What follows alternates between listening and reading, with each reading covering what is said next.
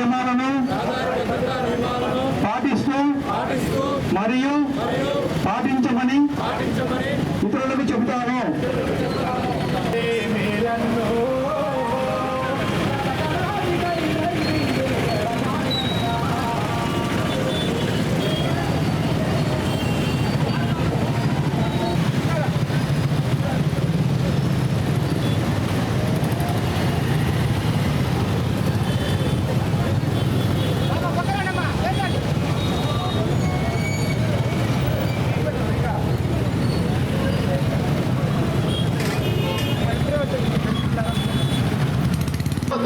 అంచెల సరుకులు నింపినట్లుగా మనుషులనంతా నింపుకుంటారు.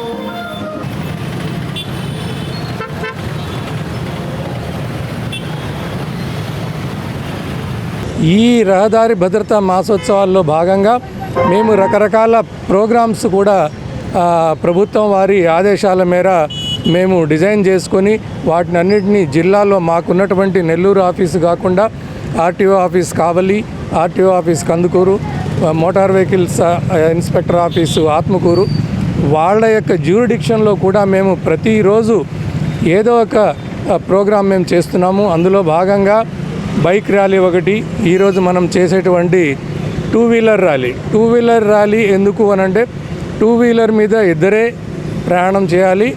అలాగే టూ వీలర్ నడిపేటప్పుడు నాణ్యమైన ఐఎస్ఐ మార్క్ కలిగినటువంటి హెల్మెట్ వాడాలి. సో ఈ అవేర్నెస్ కోసం మేము ఈరోజు రవాణా శాఖ తరఫున మేము ర్యాలీ తలపెట్టాము. అదేవిధంగా మేము సెక్షన్ ఆఫ్ డ్రైవర్ని మేము ఐడెంటిఫై చేసి స్కూల్ బస్ డ్రైవర్లని ఒక 2 రోజులు, అలాగే లారీ డ్రైవర్స్కి ఒక 2 రోజులు, ఆటో డ్రైవర్స్కి ఒక 2 రోజులు, బస్సు డ్రైవర్లకు కూడా ఒక 2 రోజులు మేము ఆ డ్రైవర్లకు కూడా ఏ విధంగా డ్రైవింగ్ చేయాలి, ఏ విధంగా రహదారి భద్రతా నియమాలు పాటించాలి అని ఈ దృశ్య శ్రవణ మాధ్యమాల ద్వారా మేము వాళ్ళకు ట్రైనింగ్ ఇవ్వడం జరుగుతుంది. ప్రజలకు అందరికీ విజ్ఞప్తి ఏంటంటే మనకు గుడ్ సమారిటన్ అనే ఒక ప్రోగ్రాం ఒకటి ఉందండి. ఏదన్నా యాక్సిడెంట్ రోడ్డు మీద జరిగినప్పుడు మనం అక్కడి నుంచి వెళ్తుంటే మనము చూసి వెళ్ళిపోవడం కాకుండా మనం యాజ్ ఏ మానవతా దృక్పథంతో అక్కడ యాక్సిడెంట్ జరిగిన క్షతగాత్రుడిని మనం జాగ్రత్తగా పక్కకు తీయటము, ఆ వాహనాన్ని పక్కకు తీయటము, మనం మన వాహనాల్లోనే వాళ్ళని దగ్గరలో ఉండే నియరెస్ట్గా ఉండే హాస్పిటల్కి తరలించడం, ఆ విధంగా చేస్తే మనకు కేంద్ర రాష్ట్ర ప్రభుత్వాలు గుడ్ సమారిటన్ అనే పేరు మీద మనకు 5,000 బహుమానం కూడా ఇస్తుందండి.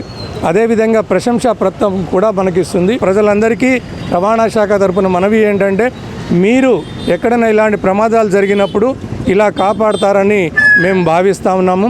వాహనం నడిపేవాళ్ళు మనం కొన్ని నియమాలు పాటించాలండి. టూ వీలర్ నడిపేవాళ్ళు నాణ్యమైన హెల్మెట్ ధరించి ఇద్దరు మాత్రమే ప్రయాణం చేయాలి. లైసెన్స్ పొందిన వాళ్ళు మాత్రమే ప్రయాణం చేయాలి. అదేవిధంగా ఆల్కహాల్ అంటే మద్యం సేవించి వాహనాలు నడపకూడదు. ఆటోలలో మితిమీరి ప్రయాణికులని ఎక్కించకూడదు.